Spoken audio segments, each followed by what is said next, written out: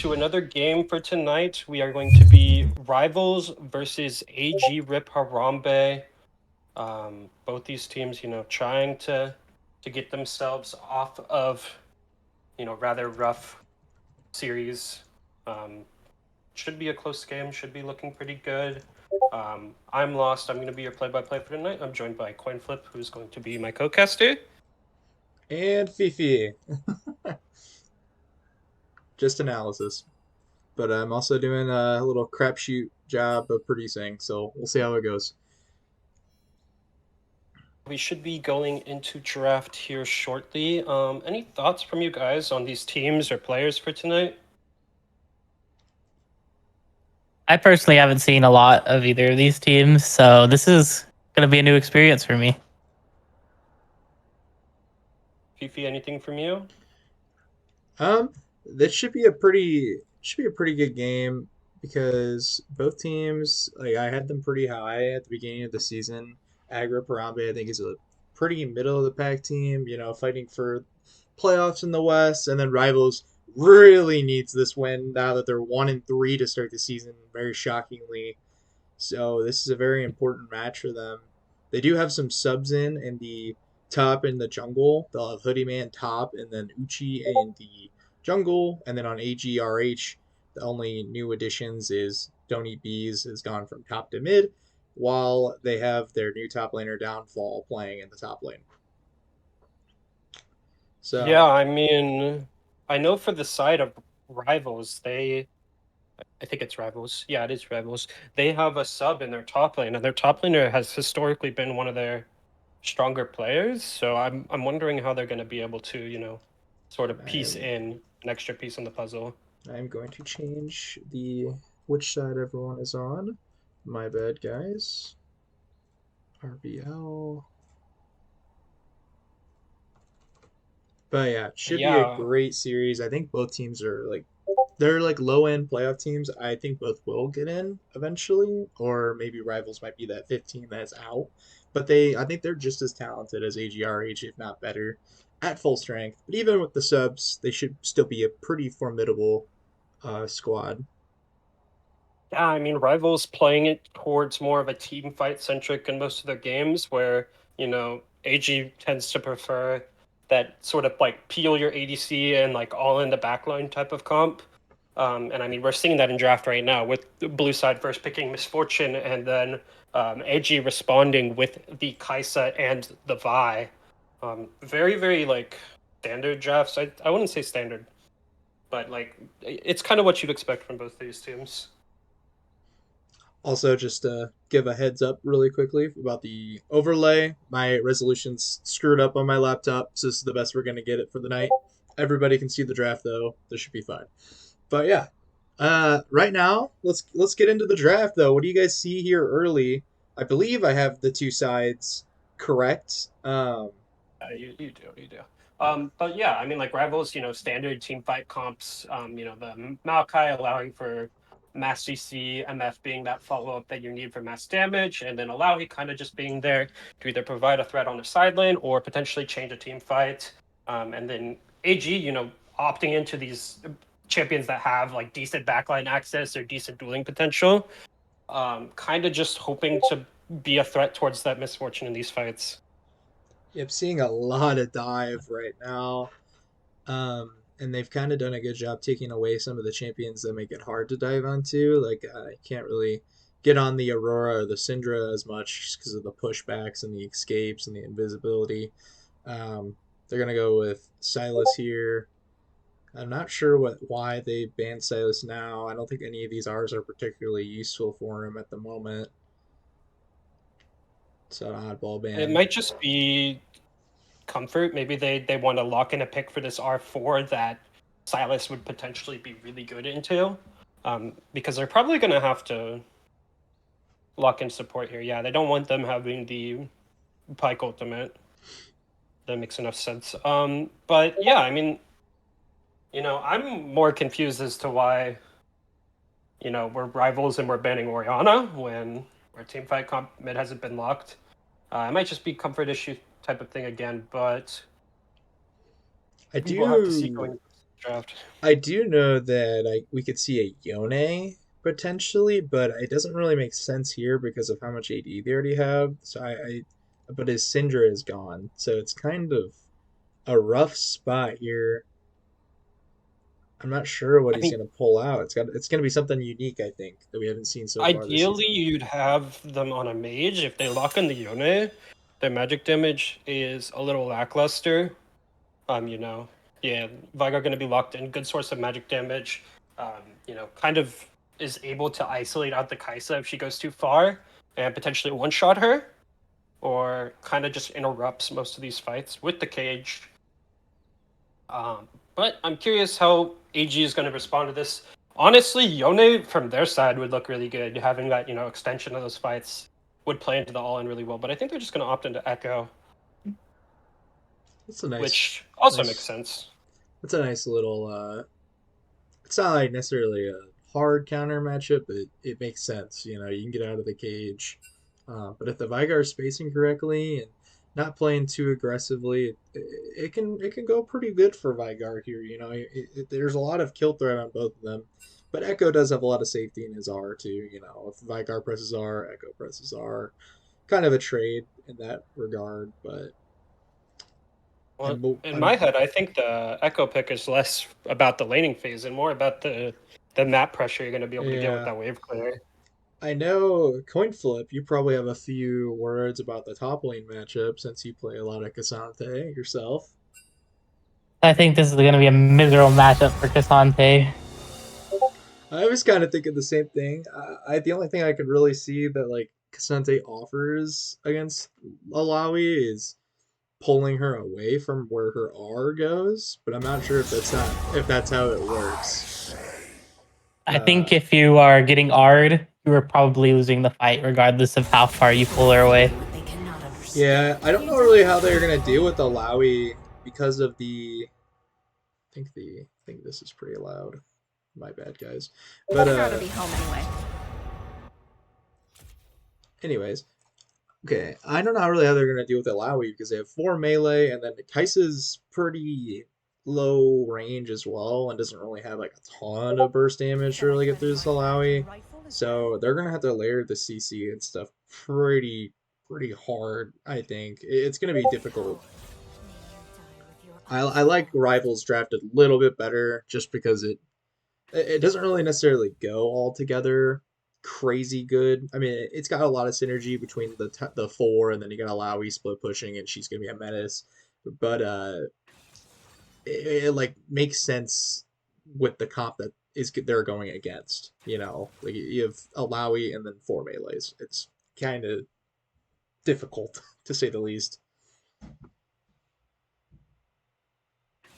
Yeah, if they can burst down the Alawi, I think there's a pretty good angle to win these fights because they have relatively good access onto Vagar and Misfortune with Pike Vi Echo. So it's just going to be either picking off the characters around the Alawi and not fighting into her, or they're going to have to burst her before they pick a Yeah, fight.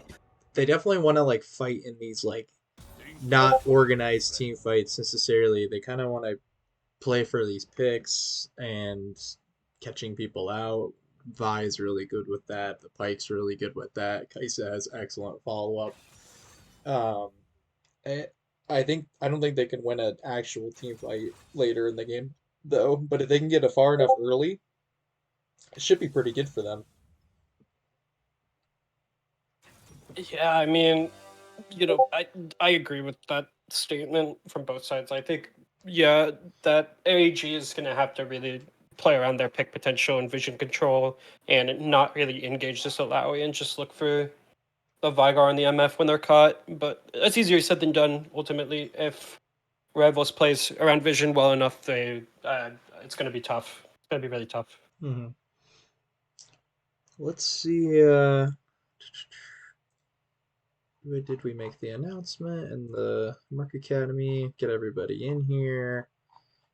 We did. All right. So the 3 minute delay is about to happen.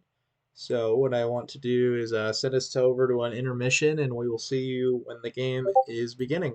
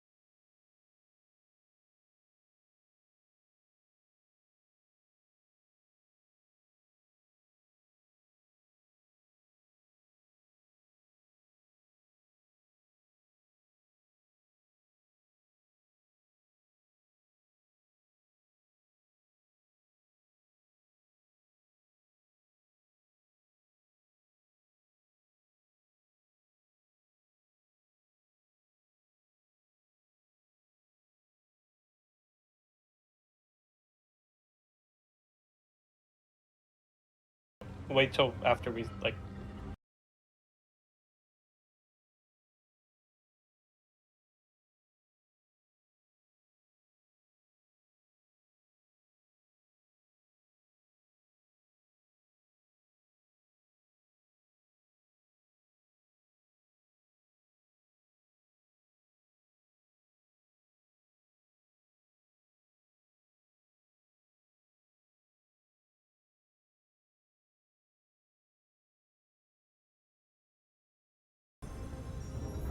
All right, welcome back to game 1 of the series. It's going to be AG Rip Harambe versus Rivals. Yeah, should be an interesting game. You know, Rivals needs this win, going off the back of a relatively rough set of weeks coming into the early season. But I think they can do 30 it. seconds until minions spawn. Yeah, they're gonna stack here for the pike. Smart move there, extra precaution. Probably expecting a Like, big invade here. yeah, AG just responding with a typical 5 points. It's going to be standard stuff for them. You know, I'm surprised none of them really checked for vision. You know, Vi and Echo both being Minions have spawned. pretty slippery champs. They could have gotten away with it. Oh yeah. We got some fighting here. Tyson go for the hook on Misfortune. Doesn't quite get anything out of it. Just gets a little bit of HP down. Vi gonna be very low. Gonna have to base for this clear, and it's gonna be behind.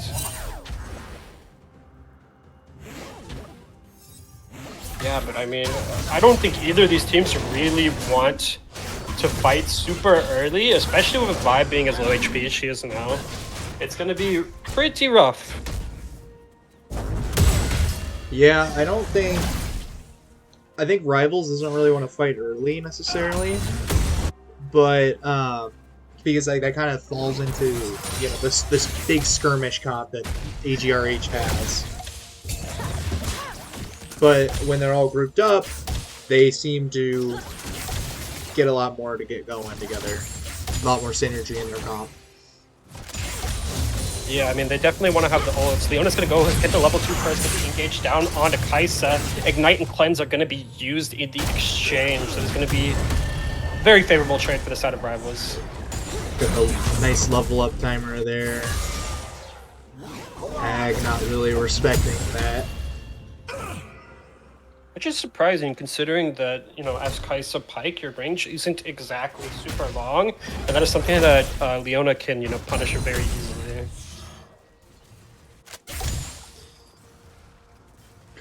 I like the, landing another. Another engage goes down on the bot lane. Pike looking for the hook, doesn't quite connect it. Kaisa's going to be really low now. Any engage past that is going to be potentially lethal. Pike breaks it on the top side. Alawi gets the grab and is able to break it onto Cassante, potentially looking for a kill here. Oh, wow. Lots of HP taken away from Cassante in that fight. Downfall not going to be feeling very great. Although... Coin flip wasn't lying. No, this is not a fun matchup. I think they are probably going to end up banking on the fact that Briar is on top side and is able to, you know, respond to this lane pressure that Downfall is now under. It's not terrible for Downfall though, because the Alawi doesn't really have that much mana. Big mana problems early. And the HP is not really there, and he's got the wave. So as long as he gets this in, gets a nice reset in. Engage comes up on the bot side. Pike looks for the hook, connects it. Although the follow-up is going to be on Leona with Kaisa. Ignite goes down onto Leona. And I mean, that is going to be an acceptable trade. A little bit of HP taken off the Leona so that she can't further engage. But Kaisa is now completely out of mana and health. Potential fight breaking out on the mid side. Echo looks for the engage, finds the target. Vi hits the stun on the Maokai. Gonna be taking away the HP as fast as possible. Okay, gonna go for the Groot. Oh! That's gonna be trade 1-for-1 for the mid laners. Flash is burned from both sides. Donny Bees is gonna look for the rest of this fight. Finds the kill onto Nicholas. That's gonna be a double kill for the side of AG, only trading 1 kill away. And you know, Nicholas doesn't have the teleport available anymore, so that's gonna feel pretty bad. There's the problem with the Echo matchup is the blink if you're too close, and utilize that mechanic pretty well there to get the double kill there. Echo's really ahead right now. Echo, I think the game plan is going to end up resulting in Echo attempting to, spread the love and extend this lead to other lanes potentially. Oh, for sure. He's going to have permanent priority in the mid lane for a little while here. Echo's wave clear gets kind of disgusting around this time. Yeah, but neither bot lane has backed so far. The Kai'Sa's really bleeding in the CS department so far. Would love to see the Vi kind of come down and try to break this and try to get the wave under the Rivals' turret kind of guided in, because that's kind of what this bot lane needs right now. Another fight breaking on the mid lane. Echo going for the all-in onto the Vigar. Vigar dropping the cage, gets stunned by the Echo W. A little bit of damage comes out. Maokai is there to receive it though. Gonna look to potentially pressure them out. A fight breaks out on bot side at the same time. Pyke's gonna find the stun into the hook. Pyke's there to follow up the damage. Leona's gonna flash out. And that is gonna be, Summoner's Burn for the side of Rivals. And I mean, like you said, Briar is gonna end up looking to that bot side to alleviate a little bit of pressure for Major. And, that's gonna be good. That's gonna be a very strong play for them.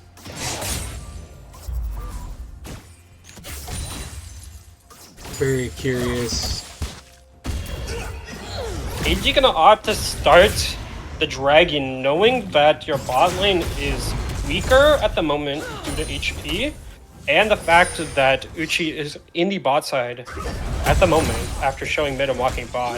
I think they probably. This is a little sketch. I think they probably assume that he's taking these Void Grubs here. Well, they saw him go bot from mid, and that sapling is going to land the slow onto Vi. Pyke's going to attempt to rotate, but he is rotating into danger at the moment. Going to attempt to pressure out the Maokai to get the smite. Smite does not connect. Oh, here comes the Echo, though. Echo's pretty huge here, I think. I don't know if he's this big, though. Get stunned out. He does not have enough HP or damage to be able to rewind here. He is going to end up escaping potentially with his life. Doesn't exactly have the mana. Has enough to E away.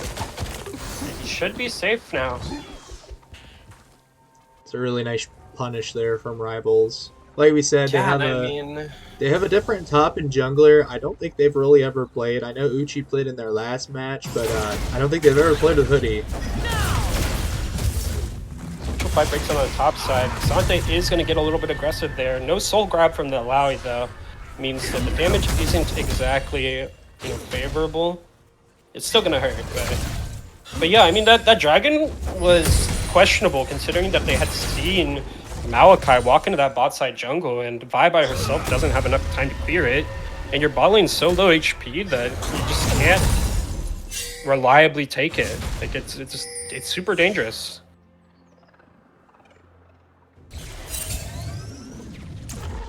All right, they're gonna. Well, I could be in trouble here. Yeah, you just don't have your laners just don't have the positioning to get these objectives right now. I mean, that is exactly the issue that you face. Rivals drafting 2 winning lanes, and then their jungler is about on par with Vi. Yeah. But when your lanes have that much priority, it's going to be difficult. Echo looking on this gank onto the Alawi. Alawi having the Leap of Faith still available. This could be a little bit dangerous. Just going to opt in to take a little bit of HP so they can look towards these grubs. Leona already being on the top side. Potentially big fight about to break out. Okay, Pyke looks like Rivals is going to opt to fall Pyke is roamed up as well, so this was nice. It's going to be 2 grubs for the side of Rivals and 1 for the side of EG. Yeah, I mean, sure, that works, I guess. I think you're fine giving up that 1 grub, considering you got the dragon as well, if you're Rivals, and you still have the opportunity to get the 4. the root gonna find its target, but that was so she's close. just too far. If he goes the other way and knocks the Vi back into the Vigar, there's a play to be made there. Just a little mistake there from Uchi, but it was a great look nonetheless. Yeah, I mean, Briar's just kind of getting a little bit over aggressive at the moment. You know, trying to take what they don't really have access to. And in this bot lane, Sauce is just kind of being a menace and zoning them off of waves, saying, look, I have way more HP and I probably do the same damage as your Pyke, so you kind of have to respect me. And, you know, Major's going to be feeling that in the CS department. Being down almost 20 CS at the moment. Yeah, Leona does beat Pyke a pretty good amount.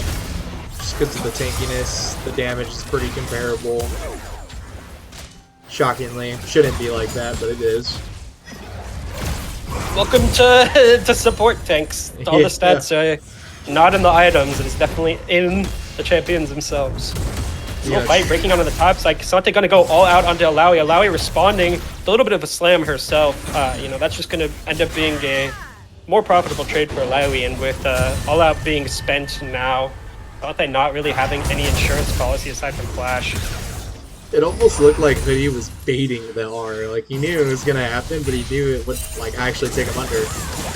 Solar Flare and Bullet Time used for the side of Rivals. That's gonna be a knock-up under the tower. Cassante looking for the kill. Downfall doesn't quite find the kill. That's going to be Flash and the Leap of Faith used by Alawi. Both top laners, you know, hanging on by the skin of their teeth. Slam's going to come out from Alawi. Alawi overhealing. Cassante on critical HP now. Doesn't have any way for anyone to bail him out. Hits the stun.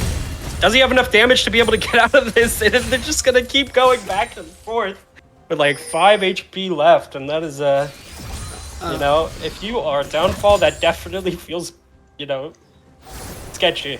I will say that Cassante's got a nice CS lead and everything, considering the lane matchup. It's not looking bad for AGRH, besides bot lane's a little bit behind, but like... Bot lane fight gonna break out. Yeah. Jungler's hovering here. Leona misses the engage. Maokai's still sitting in this bush, though. I think we're just waiting for something to happen. Hook doesn't quite connect. Leona flash done with the root call onto the target. Kaisa Killer Instinct goes out. That is going to be Nature's Grasp spent. Also, cease and desist onto the Maokai. Gonna find the target. Doesn't have enough damage to confirm the kill. Cage goes down to zone off the rest of the team, and that is going to be a pick for the side of Rivals. And I mean, good TP from Nucleus there. You're gonna find his way down bot before anything sketchy happens. Another big fight breaking out on the top side, but these fights are, you know, running in Rivals' favor at the moment. It looks so much better for the Cassante right now. I think it's Sheen. It's the whole Frostfire, or Iceborne, sorry. Yeah, he is full Iceborne. That's going to be all out spent for Cassante. Gonna go for the kill, finds the target, and takes down Alawi. No TP available for Alawi. Fight breaks on the bot side. Solar Flare, and that is going to be a Chrono Break, and the Death from Below finds its target and executes the Leona, but they trade 1 for 1 and take the Dragon for the side of Rivals. Wow. Yeah, I think if you're Alawi there, you got to respect that Cassante has his full item and you are not at that point yet. That's CS lead proving to be extremely vital in that lane. You know, getting the full item before Alawi's able to get hers definitely feels really good. That was a crazy good fight there for Rivals. They did lose a member top, but I mean, having 2 dragons and being kind of the scaling-ish team with the Vigar and the better team fight, it looks good for you. You do gotta worry about the soul laners. The Vigar's actually out roaming the Echo in these fights and gets to them before, you know, Don't Eat Bees can get there. So potential fight breaking on this mid lane. Don't Eat Bees gonna all in onto Nucleus here. Nucleus is rather tanky, building those components for the Rod of Ages first. Isn't gonna be super easy to burst down. He's gonna have Seraphs too eventually, and that's a lot of HP for Echo to go through. Those supports hovering on the top side. Potential fight about to break out as well. Echo going to hop the wall, look for the engage on to the Vigar. Primordial Boost goes out, and the stun connects from Leona. That's going to be the Chrono Break from Echo. Solar Flare does not quite hit the full stun onto Echo, but it should be enough. I mean, Nature's Grasp coming out from Maokai finds the Echo, and that's going to be a kill for the side of Rivals. These fights It have been looks so like- scrappy. Yeah, AG's just looks like they're getting impatient. They're now down almost 1,000 gold, and they just keep going for these fights. Pyke looks for the stun on the Maokai, gets caught out instead, and falls to that Vygar. They want to try to force down mid lane. I think they did it. Or is that the bot lane turret? No, they're gonna end up getting this mid lane turret also. Ah, okay, so they got both the turrets. Yeah, so that's gonna be 2 turrets for the side of Rivals, and I mean, this is a very commanding position to be in, especially knowing that your comp scales better. Like, this feels really good, and I mean, Alawi is losing this lane, but still getting efficient and effective trades onto downfall in this top side. Yeah, Uchi's playing pretty well at the moment. He seems to be in the right situation and at the right times, covering his laners, both in the mid and the bot lane in particular. He's having a nice game.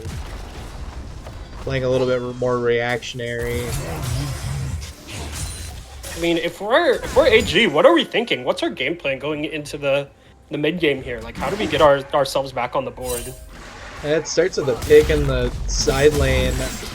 You gotta hope that like MF or something catches a wave down there, and you got like a Pyke and your Kai'Sa down there. You try to follow that up really quickly. She's really squishy, but yeah, I doubt she leaves mid lane for a while. Solar Flare gonna come out from Leona, and that is gonna be a cooldown off the table for the side of Rivals. It's not a super long cooldown, but it's still very relevant in this potential fight that might break out on the tier 2 with the Herald. What they can do though, if they don't want to really play for the fight, like a full-on 5v5, they need to play side lanes. They need to go like a 1-3-1 or yeah, pretty much 1-3-1. Pyke gonna break out. Root from Malachi connects by trying to get out, ends up dying. Nature's Grasp gonna find the Pyke, the Echo, and the Cassante there. Echo finds the Misfortune, all out from Cassante onto Vygar. Gonna get stunned by the cage, but still has a large amount of duration here. Allowing TP's in the backside. Echo not having that much mana is gonna have to pop the Chrono Break just to get the safety. Cassante looking for the kill. Death from below on the Vygar. Vygar connects the stun. Pyke is gonna find his targets also. Cassante's all out has fallen off. Kai'Sa dives in with the Killer Instinct and ends up losing her life. This is gonna be a 2-for-1 for the side of AG. It's gonna feel pretty good. Oh, Alawi might have overstepped here. Pyke still has the reset from the Death from below, I believe. He's got to stop the Alawi healing.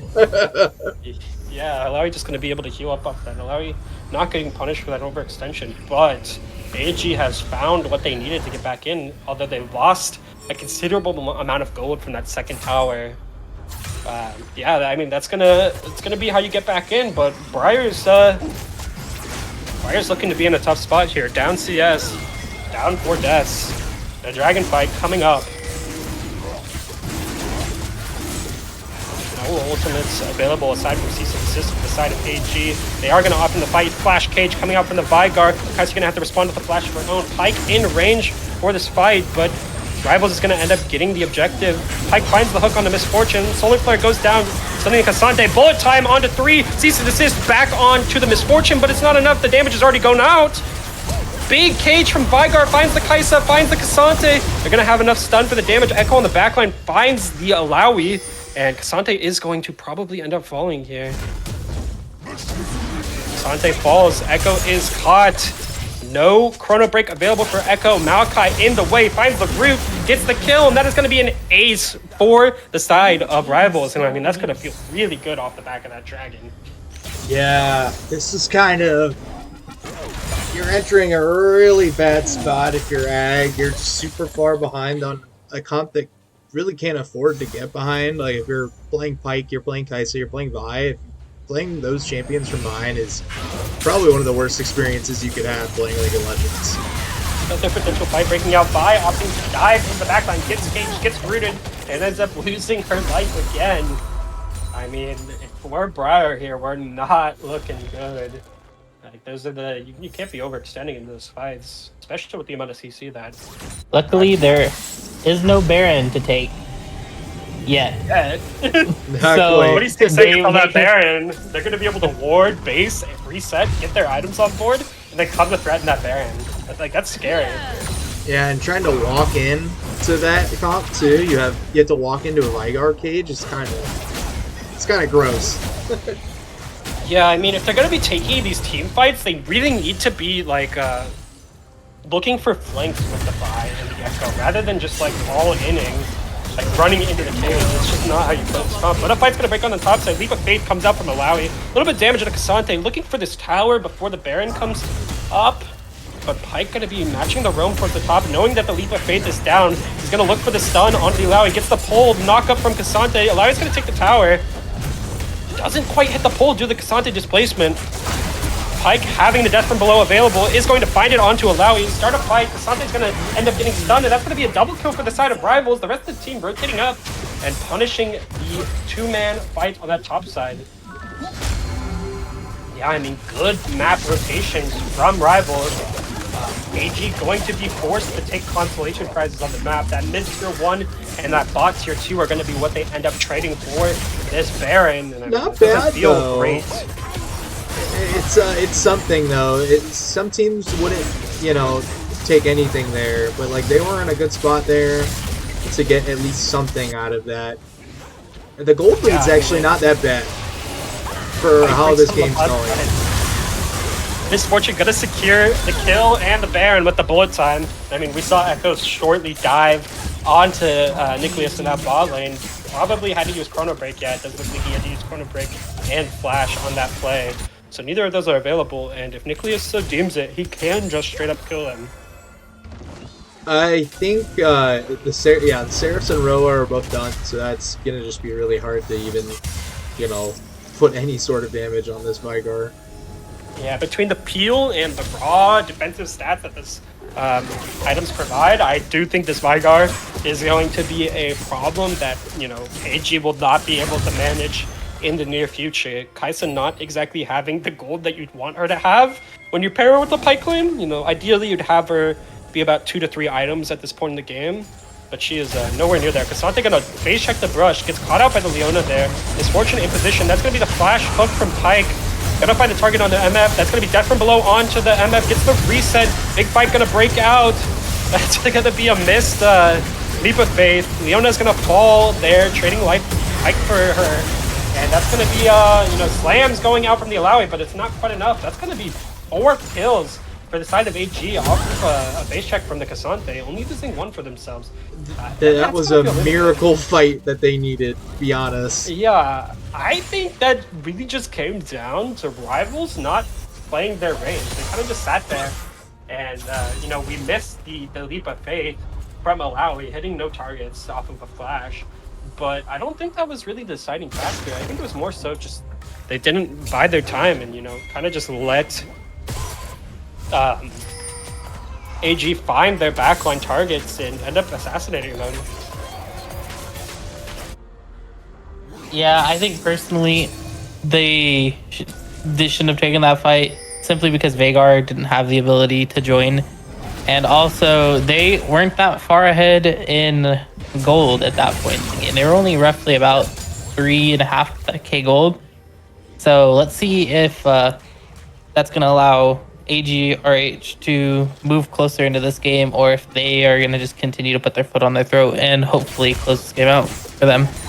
I mean, AG not having the all-out quite available yet. Killer Instinct is close. Solar Flare going to connect on the buy, finds the target. The cage is going to go down. Leona going to extend onto Kai'Sa. Kai'Sa low, uses the Killer Instinct to get out of dodge, but is ignited by Leona. Leona keeps extending, finds the kill. Misfortune in the backline, being harassed by Vi, but Vi doesn't have enough gold to really do much. That's going to be the bullet time coming out from Misfortune.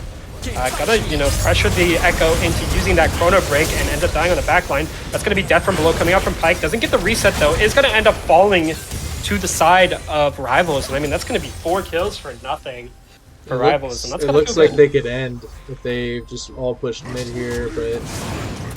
Well, they lost the Baron buff off of that top fight, trying to cheese them in the bush. So maybe they don't think that they have enough push to end in the Cassante, but they are going to secure this soul for themselves.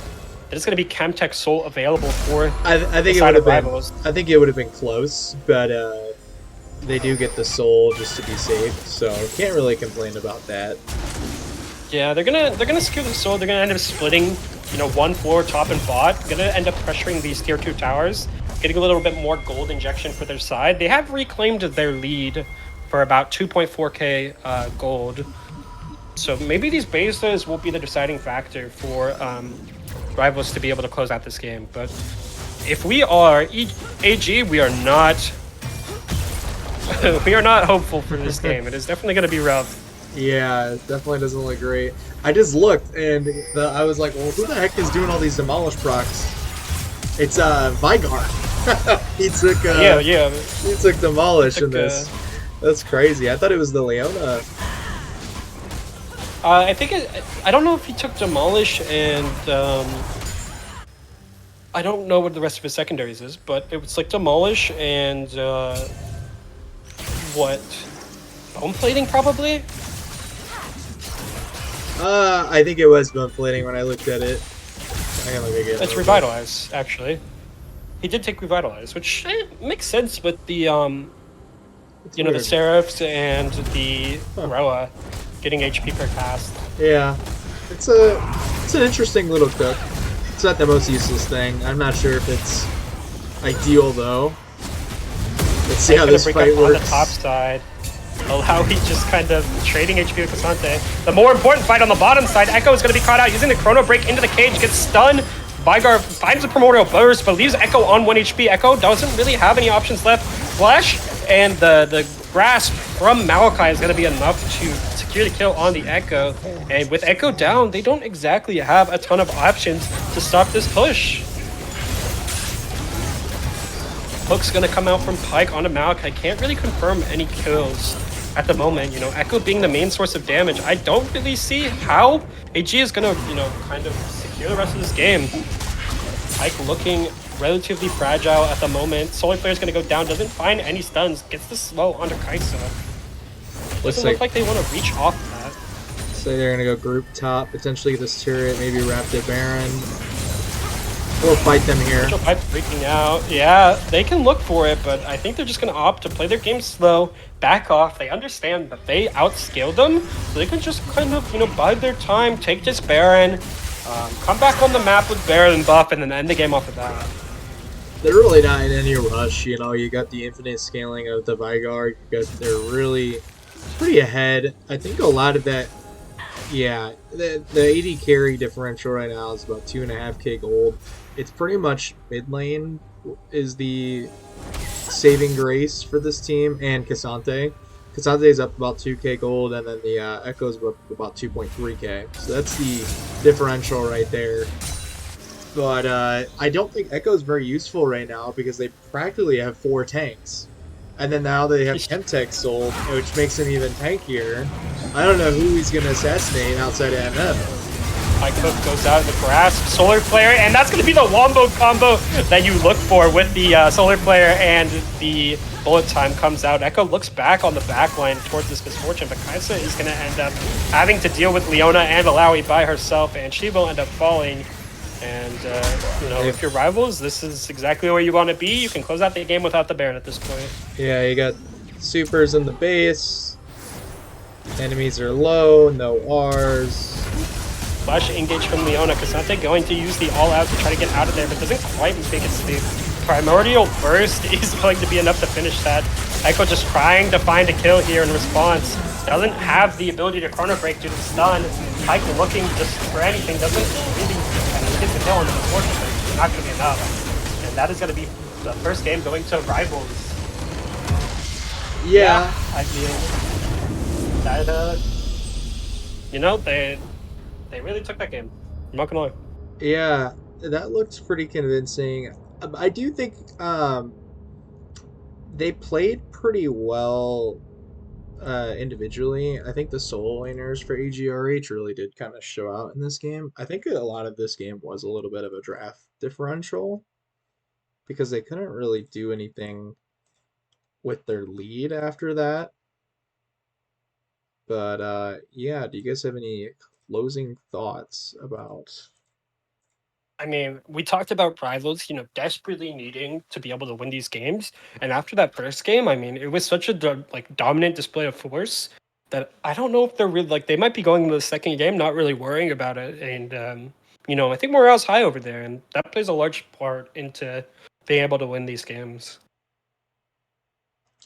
Coin flip, you got anything from game one? No, I think just from watching the top lane, I think that Cassante played that well about that lane about as well as you could ask. But at the end of the day, he still is a Cassante, and in order for him to have kill potential, he has to sacrifice a lot of the things that make him a good tank. Yeah. And he was never really able to ult anyone far enough away from the fight to engage in a 1v1. I think a lot of the you know what would have gotten them over the finish line was in this Kaisa lane with the exact draft that they had. The Kaisa had to get big, shred through these tanks, and it just didn't happen in time. The Pike didn't really get into a great matchup to really take advantage and get the Kaisa ahead either. And then the Vi got counter ganked quite often by the Maokai. I'll be curious to see what they kind of go with in game two here, but I think they definitely need to make some changes. And we'll head on to Yeah, game I two. mean, AG has responses for these situations. They're not a weak team, so they have options. But it is like you said, it's gonna be very interesting to see how they respond to this sort of team fight, oriented team comp. Mhm. Alrighty, we'll see you guys when the next draft starts.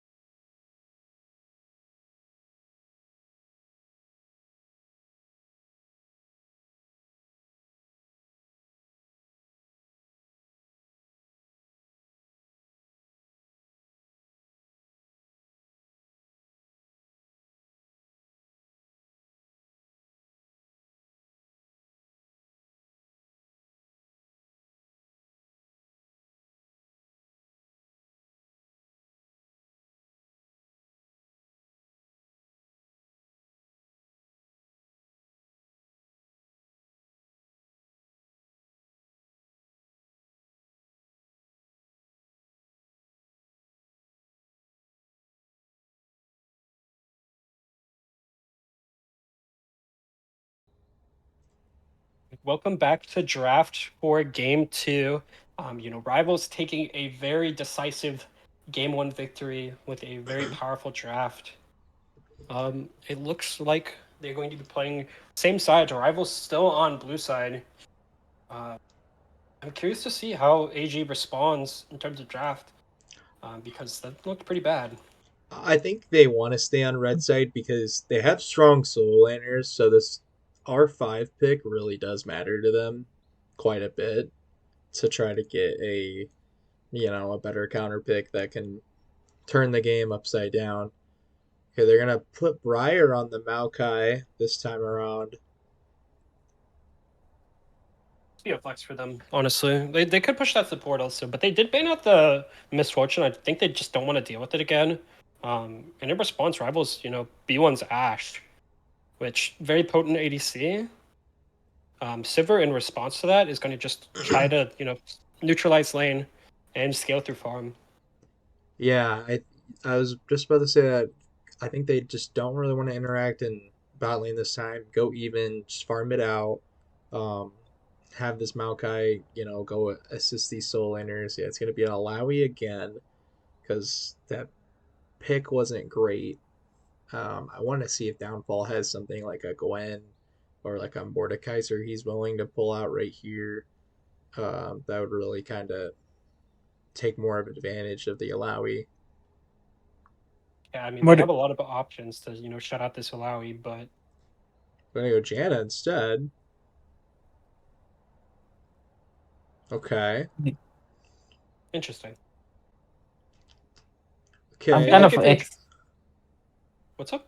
I'm kind of excited. I'm not excited. I hope he pulls out the Mordekaiser because the Mordekaiser Alawi matchups is one of my favorite because it's a kind of who blinks first with their ultimate. Because if Mordekaiser presses R first, Alawi can just cancel his ultimate with hers, and same goes for the Mordekaiser interaction with Alawi. If Alawi ults first, she has no way of stopping the death. I believe it's the death realm Yeah, Death Realm. from Mordekaiser, so they are afraid of the Cassante, which I think is fair from how he performed against the Alawi on it last game. Yeah, it Yeah, I mean, definitely made some noise with that pick, even if it's not the best lane.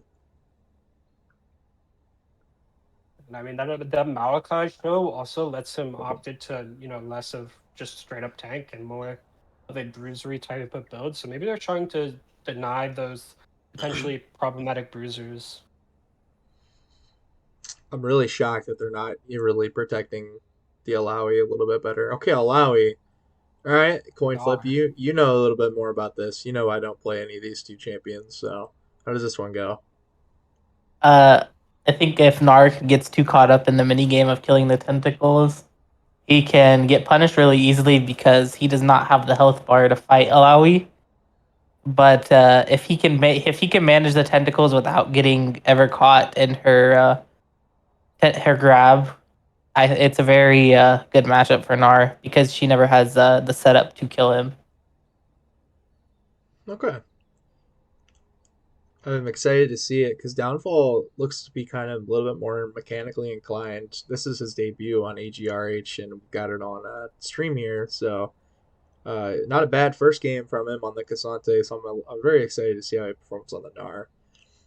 Got a R5 Lysandra against the Vex. And can't say I've ever seen this matchup before, but I don't. I think it would be pretty decent for Lysandra. Oh, we're gonna go Hui instead. I don't know that one. Okay, I don't think this is a good matchup for Hui Can't have though. anything fun, man. We'll just lock up lane. Yeah, But I mean, rivals opting into their, time, timeless strategy that they have where they just kind of team fight. And ARGH gonna lean more into this counter engage type of play style. They really don't want to go first. They want to pull out potential cooldowns off of rivals and respond with their own cooldowns. The Gnar ult, the uh, Typhoon from Janna, the Wayfears. They have options to keep this Sivir safe, and it's going to be interesting to see if they're able to utilize it properly. of course. Say the Janna didn't really look that useful when we when it first got drafted, but the Zac and the Vex getting drafted makes this Janna look a lot better, I think, because it's a lot more dive. So Janna should keep the Sivir or the Hui pretty safe. Um, they have a nice little disengage You don't comp. have to be afraid of They me. can kind of blow everything in their engage, and then they can go into Maokai, or they can re-engage with Maokai R if they really wanted Fear to, what they cannot understand. and or Yeah, Gnar, depending on Shall I where turn in my badge and the rifle as monster well? bar is. Mega Gnar. Not a problem. Yeah, that's the hardest part about playing Gnar is just being able to manage when your mega is gonna pop and making sure it pops at the right time. Otherwise, you're kind of just a weaker auto attack champion, and the Gnar ults can have really big impact on fights. I don't know if yeah. I you mean, I think guys they can just hear kind of that. need to, um, play towards the win con this game. They didn't do it last game. They kind of just fell apart. I'm referring to AG in that sense. But I think if they're able to play towards their win condition this game and like actually set up for objectives properly, and not just kind of blindly run into them, AG stands a chance to be able to take this game. Yeah, I think it's a much better draft overall. I think it's the other way around this time. I don't think Rivals' draft really makes sense altogether. They have a lot of things that, don't exactly really go together. You have the Zac and the Vex that can follow up with Ash Arrow, but I don't know where like Zyra really has a place here.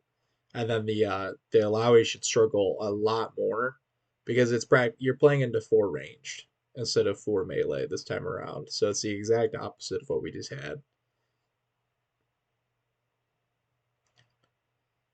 Yeah, we've Yeah, I also mean, Rivals has the early game advantage into this comp. So ideally, they are able to secure at least one set of those grabs, hopefully two for them. But I would expect fights to break out for those early grubs because AG doesn't want to have to deal with an Alawi's constantly split pushing with the grubs active. It's going to be difficult for them to be able to deal with that. I do agree. I'm not really sure how the Vex Hui lane works, but I can't see it being great for Hui. But it might be more of a comfort pick for bees. So we'll have to see.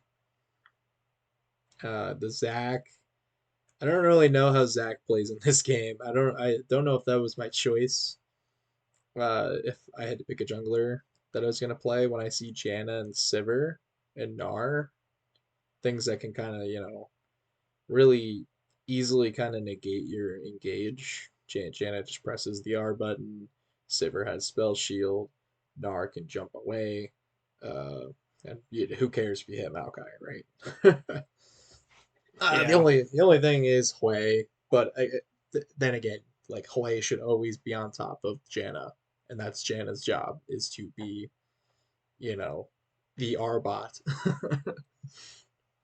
and make sure these engages don't actually do anything.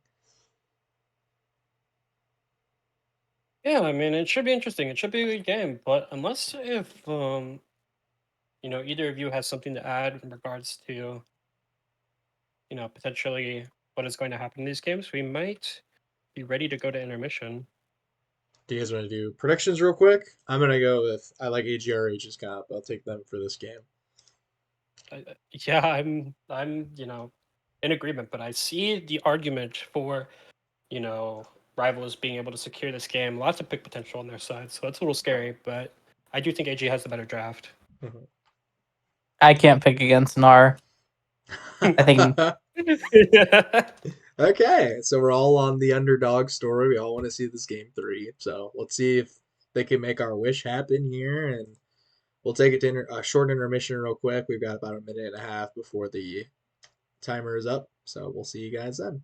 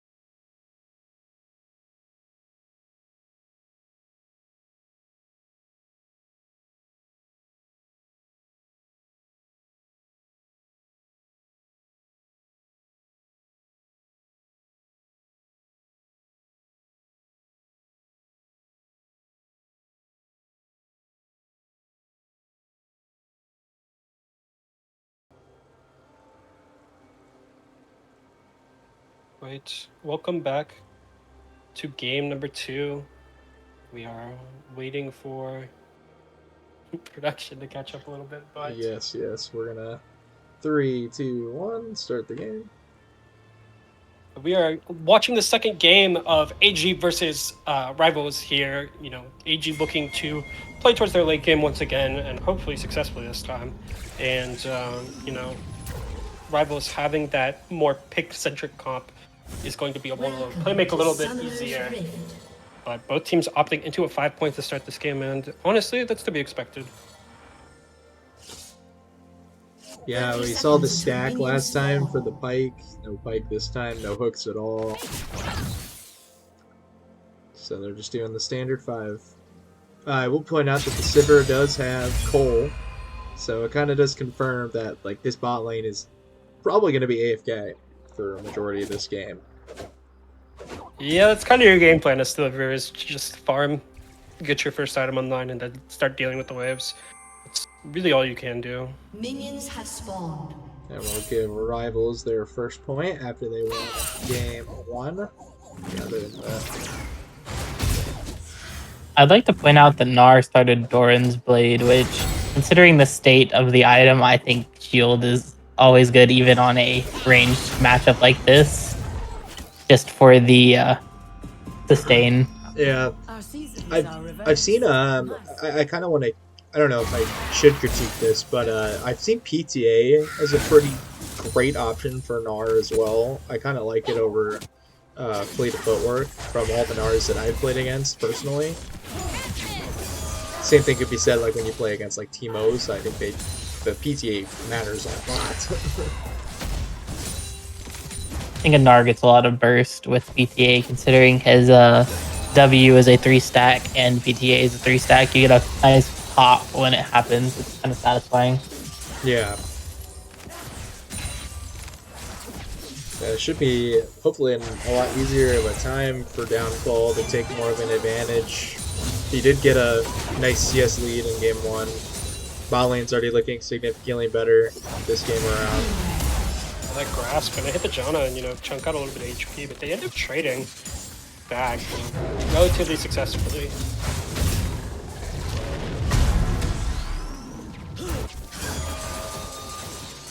Let's see. Yeah, so I mean, both junglers want to go top here, interestingly enough. sense given the bot lane matchup, considering that Sivir Janna isn't really known to have a lot of kill pressure, and certainly doesn't have a lot of setup potential for Malachi. But towards this top side, like you have Gnar and Alawi who are already going to be engaged in a lot of trading.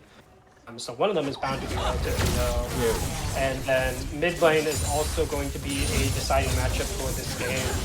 Getting Flay or Vex ahead just kind of lets you snowball the game a lot easier. I think the onus is on Rivals in this game to like make something happen in order to win. I think they have to get more of a lead in the early game to be able to, play their potential in the mid game and stuff. They are a pick comp at the end of the day, so that'll never change, but I think the 5v5s will be super rough. Yeah, realistically, the only 5v5 that they actually have is between Zac and Alawi. Even Vex seems amazing at team fighting. She definitely wants to be in a situation where she's, picking off a single target more so than forcing a large team fight. But at some point, they are going to have to navigate their way around a team fight, so I'm curious to see how they'll do that. Zach's not opting to go for the bot side settle. He's just going to go ahead and back and get a little bit of tempo going. The space going to allow him to be there for that, for scrubs. Yeah. Vega gets popped. This is going to be a good engage. Very good. Down a level, that's the problem. He needed to get 5, and that would have been a great all-in, but the level up timer there from Hoodie. Hoodie just, getting that level, getting the HP bump that he needed from that level, and was able to just damage the rest of Downfall's HP out. He's going to end up walking away with the 450 gold that you get from that first blood, and it's gonna feel good. He's gonna be able to, you know, push this lead a little bit easier in this lane. Yeah, I wouldn't really worry too much about Alawi getting huge. But now she's going the lethality build, so maybe you have to get maybe a little concerned. Oh my goodness. Okay. Yeah, All right. Really looking to take advantage of the Gnar being super squishy in his mini form. Yeah, that's gonna be the sword, I'm guessing. First item. The is it called? Is that item called? It's like only like 2 people built it. It's like Zed and Alawi. Voltaic Cyclo Sword. Yep, that should be that item. Looks like what's gonna come out from Vex here. They're gonna be able to pick off the play in relatively easy fashion. You know, Shadow Surge being enough damage to confirm that kill. Amazing look from the side of Rivals, and they're really navigating this map super well, I think. Yeah, we kind of said that they needed to make something happen in this early game and get a leads, and voila, you have 1-0 mid laner and a 1-0 top laner now. So Yeah, and I mean, that's exactly where you want your kills too, to be honest. Is on that mid and top. Saber doesn't exactly need, like, sure she'd like the gold income, but your mid and top are going to decide the rest of this game. Potential fight going out in bot lane. Going to be a little bit of HP traded off of both bot laners for the side of AG, but they get almost all of Ashe's HP. It's certainly not going to feel good for the side of Rivals bot lane. they do have to back though. I don't like that they haven't backed or set up anything quite yet. It's almost 6.5 minutes in, and the objectives are now up. We need to be kind of stronger than this. Okay, potentially looking for this move top side. Is going to opt to just, you know, kind of fall back to this try and let his Gnar end up building up that Mega a little bit faster.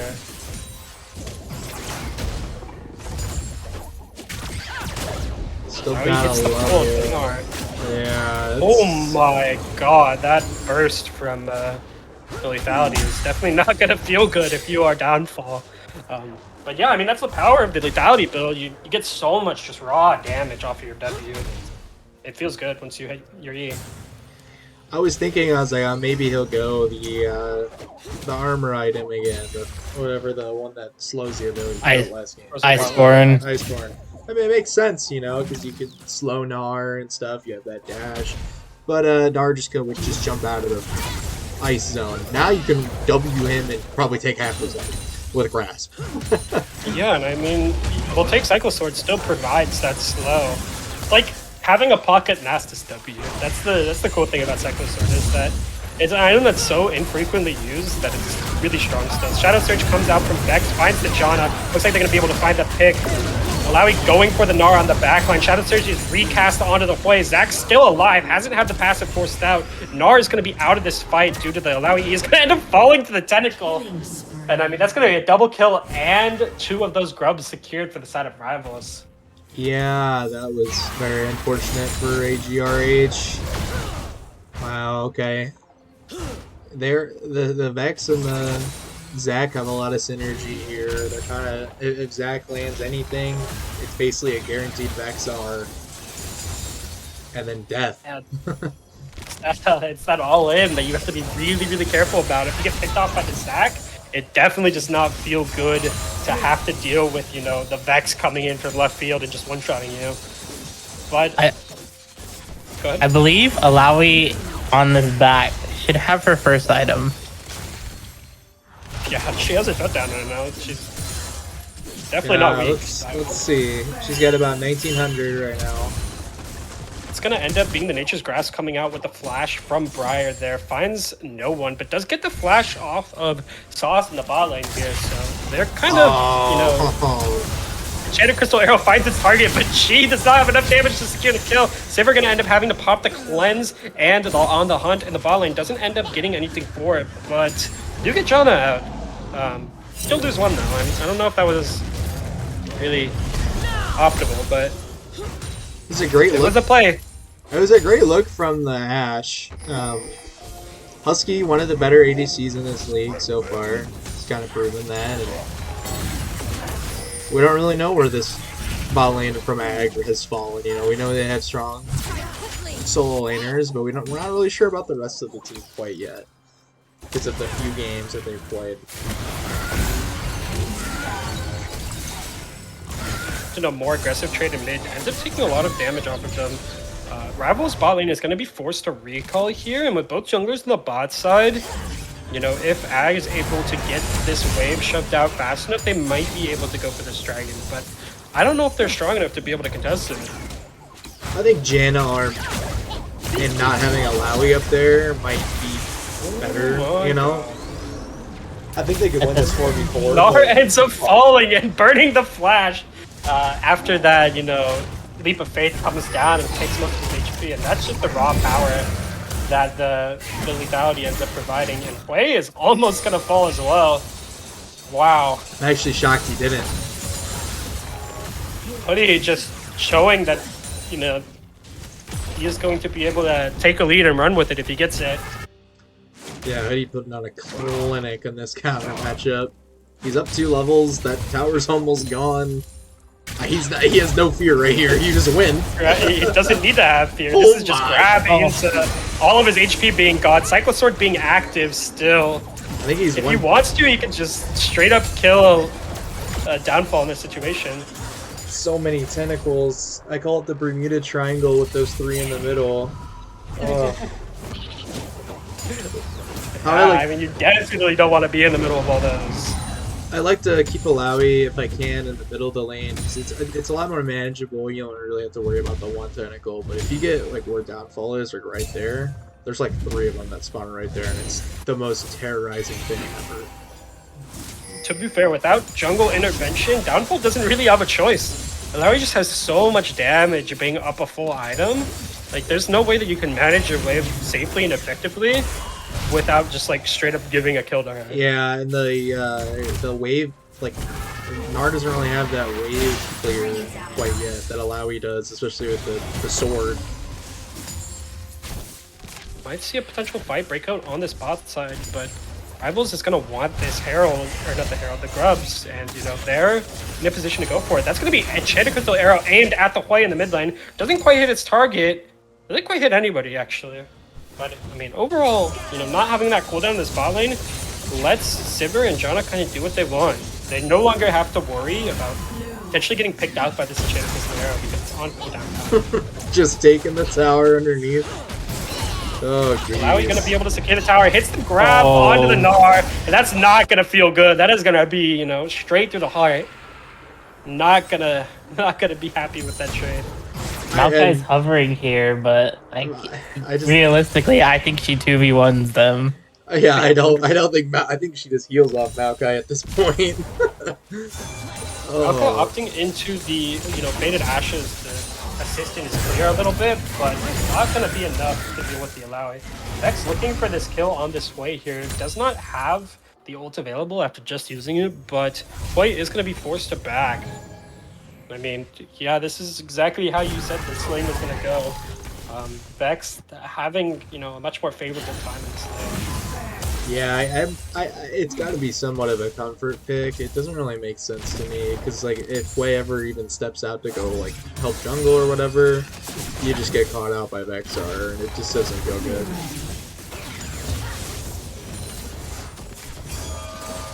You know what's really curious is they're double dipping into burn items here. Hui going into the Blackfire and Maokai going into the Leandries. I'm wondering what exactly their game plan is, considering that Alawi is going to, you know, go more towards this bruiserish type of build, and Zac is like a lot of HP, but aside from those two, you know, you're not getting a ton of value out of these bird items. I'd like to point out we just hit 14 minutes and it's already a 5k gold lead for Rivals. Yeah, they need this a lot too. Like, this is a very, like I said, it's a dire situation for Rivals at 1 and 3. They've played some solid games. They've lost some really good games. Lost a heartbreaker last night. Yeah, they probably should be at least 2 and 2 for sure. They really are coming out angry here and taking it out on Ag.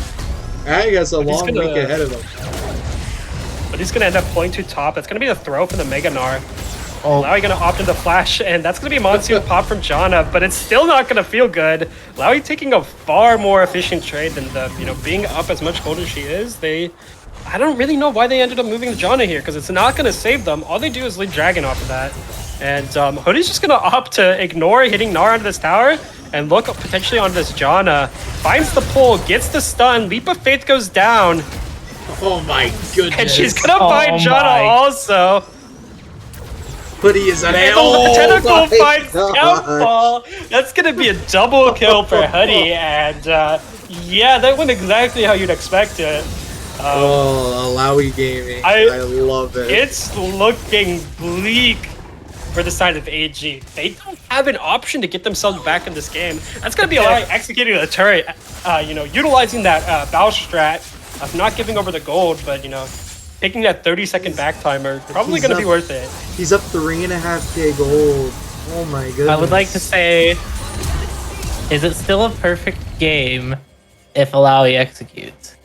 Yes, because technically they don't get a kill. I mean, but she could have got the tower then. So is it really perfect?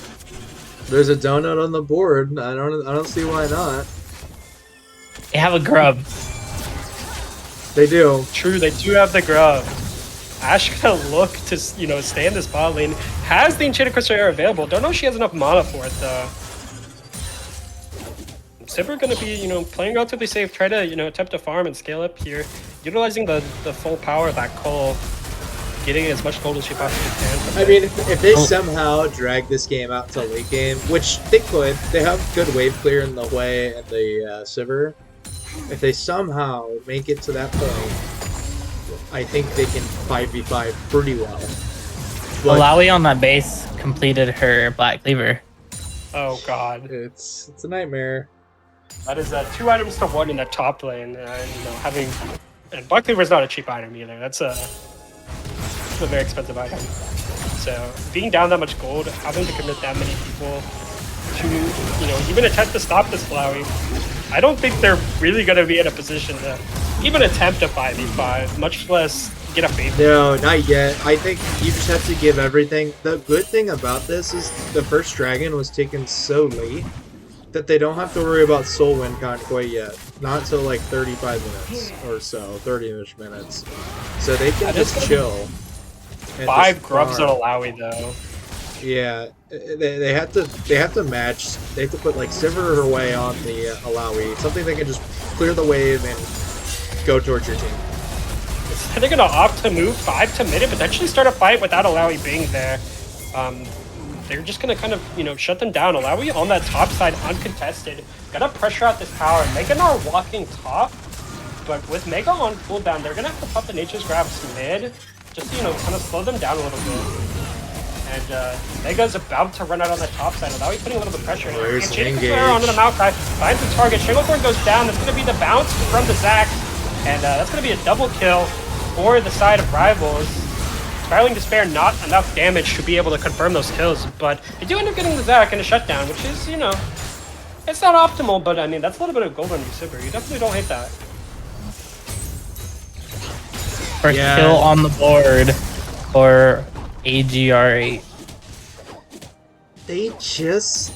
I don't know why they keep sending the Gnar. Like, just put the Gnar mid or bot and just match it with Way. I think that's how you have to do this. So you're just going to keep bleeding these towers. Because he can't clear the wave, and he can't kill the Alawi. So it's a bleak situation. Maybe they're not confident that anybody else can deal with the Alawi, even with the wave clear that Way and Sivir present. But I don't know, yeah, this Alawi's become a huge issue for them with how strong she is. I believe building into the Hysterics gauge, that's the name of that item. And is going to just continue to become even more tanky. Yeah. 8k gold down. This is only the second dragon, like we talked about. They'll probably go to the Baron on spawn because they realize how strong they are. Flash comes out from Way to dodge the Zac bounce, and I mean, that's going to be a key cooldown to go down before that Baron fight that we just talked about.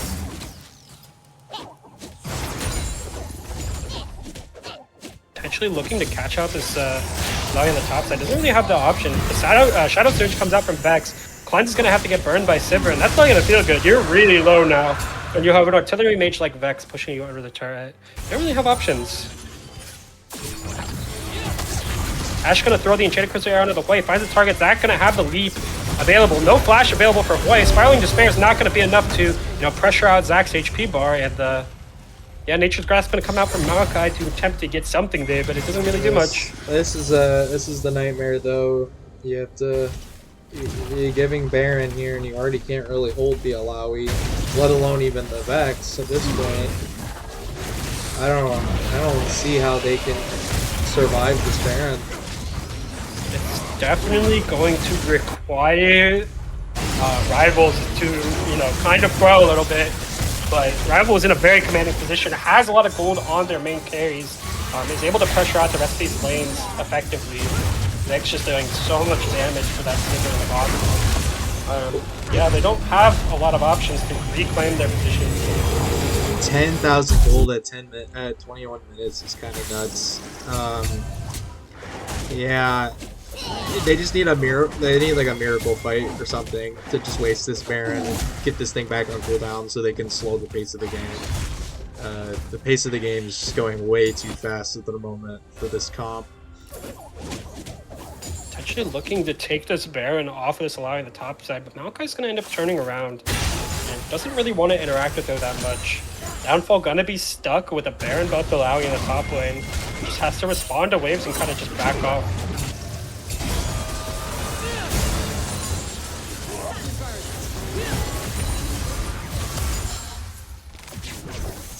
Both teams attempting to, get this mid control.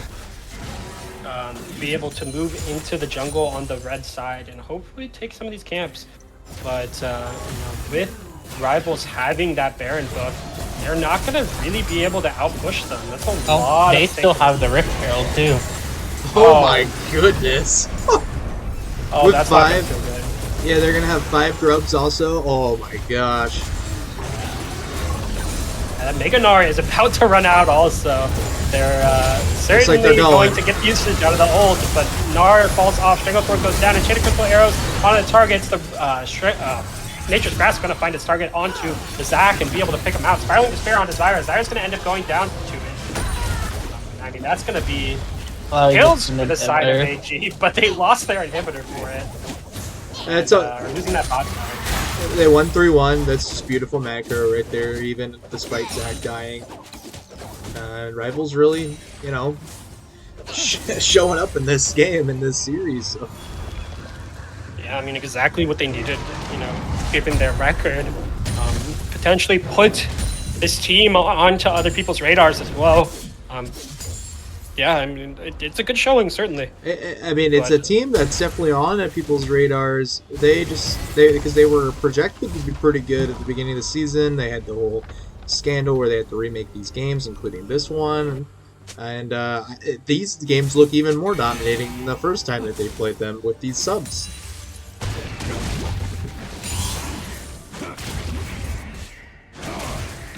Yeah, I mean, they're dominant display of force from Rivals here. It's going to look very, very good. Going to opt to, utilize their Baron to the fullest extent here in this middle lane. Potentially looking for a pick, baiting out the play or the Maokai to overstep. And they really want to close out this game as soon as possible because they know if this game goes on too long, they will end up losing their power. But that's going to be a Enchanted Crystal Arrow into Shadow Surge from Vex onto the way, picking him out. Stranglethorn's going to go down onto Sivir, hits the knockup. Spell shielded the Shadow Surge, and we should get this inhibitor. Big fight in the middle, though. Zac's gonna just kind of peel out the Mega Gnar here. Looks to jump in. Yeah, Alawi does end up getting that botted hib with little to no resistance. This Vex has been gross all game, too. Just one-shotting play off of, Ash Arrow and Zac engage. It's crazy. Hoodie doing what he wants at the moment. This is crazy.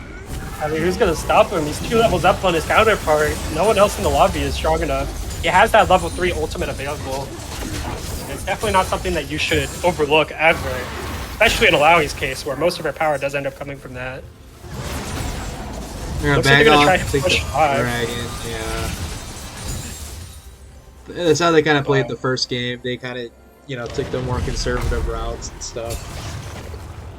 Yeah, they're kind of just allowed to, though. They have such, like, a huge gold advantage. Oh, yeah. 13k at this point. Like, They- it's, They almost just lost the looking- tower for that too. Did they? They, on base, yeah. So the next Baron spawns up in a minute and a half here. I don't know if they're gonna need it. I think they just probably group 5 mid, and then, I mean, realistically, if AG is able to turn this right, they could definitely get themselves back in the game. Because what Rivals is probably going to end up doing is group 5 mid, take out this inhib, and then pressure them with triple inhib supers is going to be their game plan for this next fight. But if they end up taking this, they are playing into the strengths of AG's comp. So if AG is going to be able to win this game, it's going to be off the back of a misplay in this next fight. They need a miracle right here, straight up. So we'll see if someone can deliver a miracle at them. Fight's gonna break out. Super's in the top and the bottom lane. Not gonna look for the engage. Doesn't quite find it.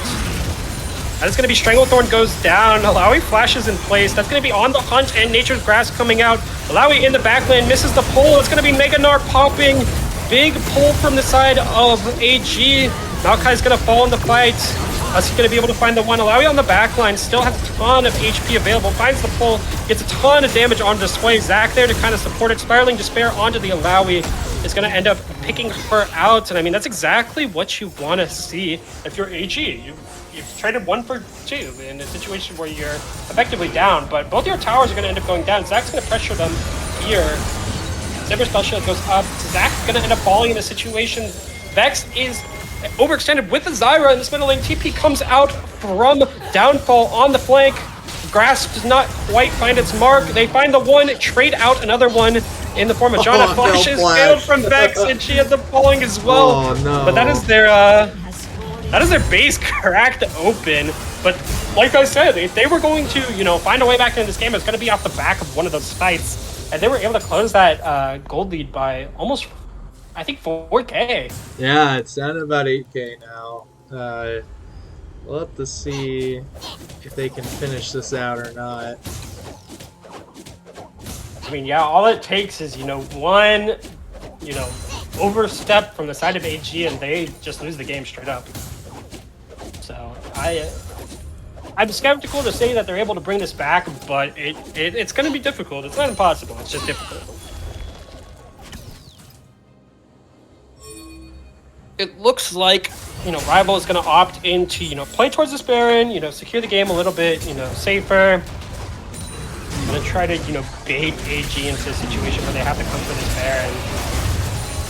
But AG not really having the resources to be able to throw this way, so they're just going to have to give it to Rivals or potentially use Gnar to try to get to it. But Gnar is not going to have the interaction for it. Alawi's going to hit the full, get some damage on Gnar. Gnar's going to end up falling into the pit. They get the smite on the Baron. And that's going to be a 4v5 for this Baron push.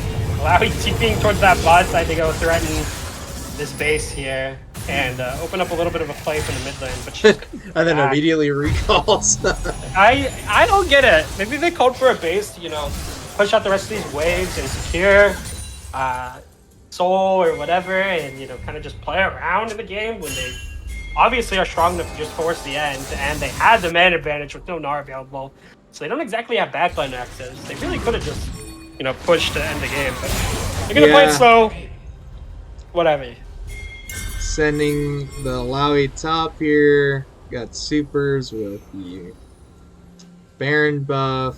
This would be a lot for Sivir to handle, but that wave clear is pretty nuts. Like I was saying, Waze is pretty good too. Sivir can really only be in one spot at any given time.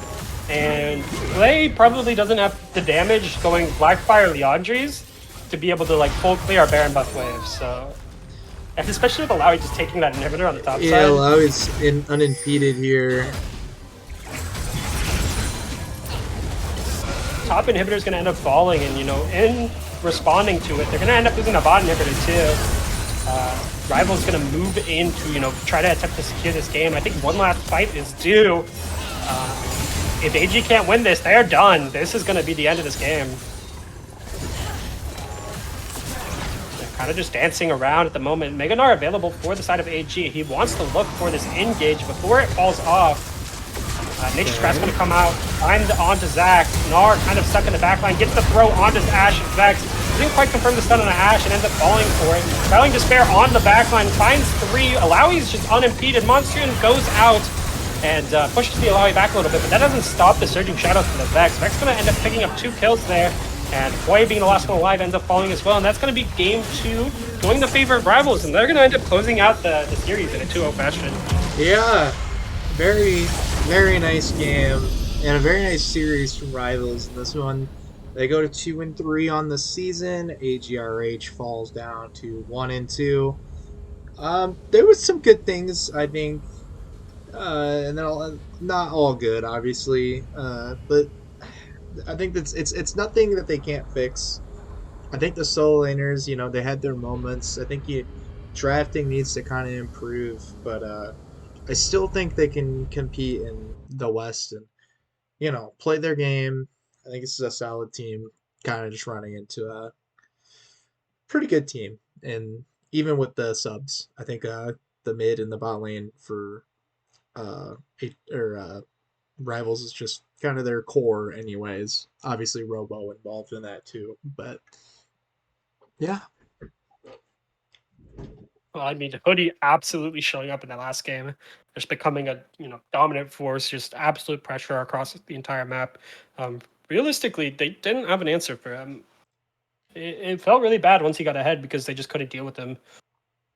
So yeah, I mean, going forward, if Yeah. Hoodie ends up playing at any point in any games, they're really gonna have to devote some resources to dealing with the top side.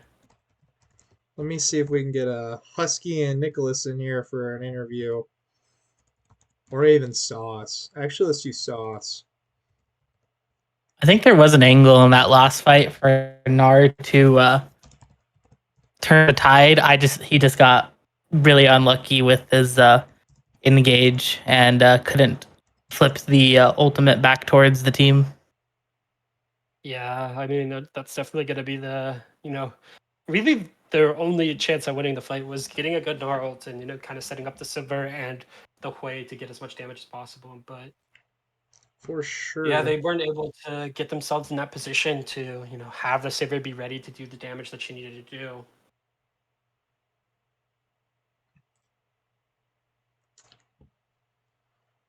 Sauce and...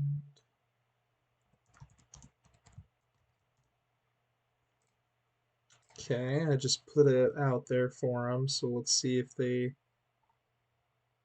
join up here. But yeah, I don't think this was a surprising result. I did think it would be a little closer, considering the first time that these two teams played, because obviously this is their remake game. I thought it was a 2-1 for Rivals, and this one looked like a really dominant 2-0 with subs. Now they like Hoodie, very good player. He's a comp veteran. Does a lot of stuff. I know he's been countless orgs for years. Uchi, I've known him before. He used to play for one of my old orgs, and he was a pretty good player, I think. And he looked like he got a lot better than that when I last saw him. So it's a really good sign for him. Yeah, I mean, very good showing from Rivals. They really just came in and said, "Look, we had really bad first half of the season, so let's just step up and be able to take initiative and kind of claim their position." Okay, we got Husky anyways. Husky, Yeah. you there? I'm here, guys. Gotcha. The other guys didn't want to come? They're shy. I mean, I'm the residential crap talker of the team, so I mean, Fair enough. they sent me anyways. All right. Well, how did that feel after, kind of a rough little stretch the last two I games? mean, I'm not gonna lie. Yesterday, I went 15-3 and 14-1 and lost a series, so that kind of felt bad. Definitely wanted to come out and just dominate, show that we're still a great team. We have some subs. We have been subbing people all week for stuff, but we still have a great core, and yeah, I mean, well, I guess Misfortune's going to be banned against me for a little while because that's 3 games in a row I popped off on her. I think you guys play really well around like Ash and Misfortune. Um, kind of a little merchant for those two, aren't you? But we've also seen you play Kaisa pretty well in the past. So Yeah, I mean, if they want to ban Nick, I'm just going to play my best champs. I mean, you want to ban me, then I'll play something a little easier, and Nick's gonna go off. We got Robo. When he's playing, he can play on top. So we got a lot going here. So you can't ban everyone, and it looks like teams are wanting to ban Nick right now. So that's fine. I'll carry. I have no problem with that. fair enough. All right, casters, more questions. Yeah, I mean, over the past like couple games that you guys have played, you obviously lean towards more of a team fight centric draft. Is there a reason for that? Yeah. So our coach wasn't able to make it today. So I got to draft. I get to draft a few of the games, and Misfortune's my favorite champ. And literally, game one, I said, I want to play Misfortune. Let's slam it, pick one. And I'm just going to make you guys play around me by picking champs that let me ult. And we won. So I guess it works. Yeah, it looked good. I liked game one comp for sure, and you even had some synergy in the game two comp that I didn't really realize. The Ash Vex was pretty nuts actually. Did you guys see that ult mid? Oh my God. Yeah, That was that was pretty ridiculous. clean.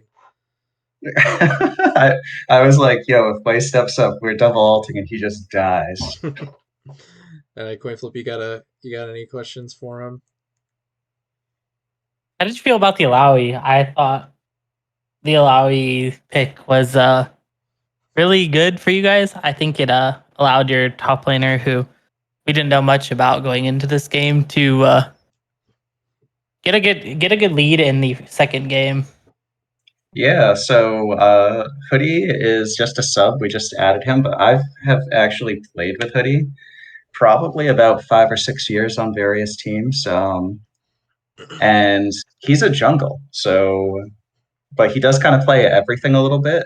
Top, he's kind of an Alawi one trick, and I don't know why it wasn't banned, but we tried to get it in, early so that they couldn't ban it, and they just kind of played into it. They kept taking dive into Alawi. I don't know what that was because we were showing it early, but I think we win anyways. But they definitely did not help themselves uh, with their comp into ours.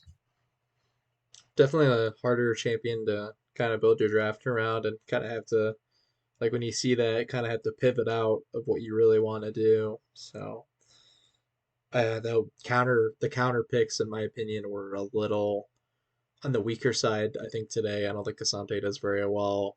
The Gnar, uh, coin flip was saying this matchup was a little bit better, but I feel like there's a lot more room for error for the Gnar in this one. Uh, but yeah, let's see who you guys got next here, and let's kind of wrap things up. But yeah, you guys, nice 2-0 tonight, and you guys got. Oh, I think you guys are all caught up now. So okay, that was your last We are remake cut up. game. You even did week 5. Week 6 is done, so you're on to week 7. Okay, so you go play SNC Space Offs. Okay, and then you got to go play DPP, SSMR, and then you Yeah, end with MGF. I don't think we lose another game until playoffs. Honestly, I think it's just straight 2-0s the rest of the way. No offense to the other teams, but we're much better than they are. I think that we we didn't play that well against Jolly Roger. I think they're the only team that is clearly ahead of us right now. But once we get the starting five playing and getting some chemistry together, I think we're right there with them. But right now, any other team we can play with and I think win against. Yeah, you guys got Gank now, so that was a pretty nice pickup for you guys, I think, and a moment of need when you needed the jungler. You've begun going through a bit of a jungle crisis this season, haven't you? So Yeah, we have. It hasn't been the best, but we're getting it done.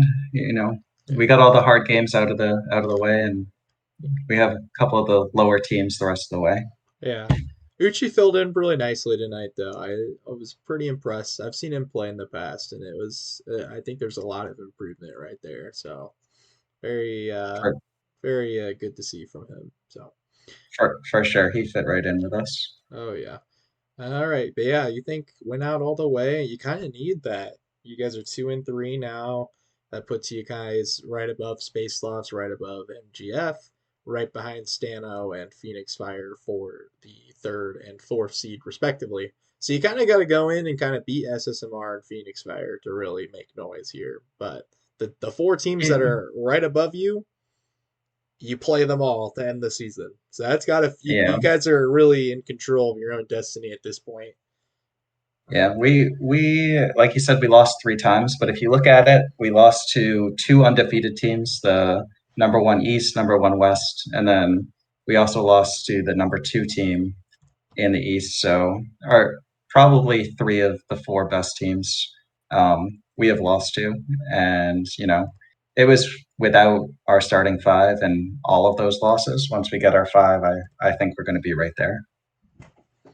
Oh, yeah, got to give JRGC a run for their money, am I right? So, and even Rat I'm coming. Tactics, they're looking good over there in the West. I'm coming for Ziggy. I'm number one ADC. We're Coming for taking him down. Ziggy. Alrighty. Go back to the jungle. Coin Flip, you got anything to say if you guys meet up against rivals in the playoffs? Looking forward to it. Yeah, we'll see you in the finals, man, because we're going to be there. I think you guys will be too. Alrighty. Well, Lost, you got any closing act like things to say? I got nothing. Cool. Alrighty. This is a nice game, nice day, nice series. Rivals 2-0 over Ag Rip Harambe. We'll see you guys next time.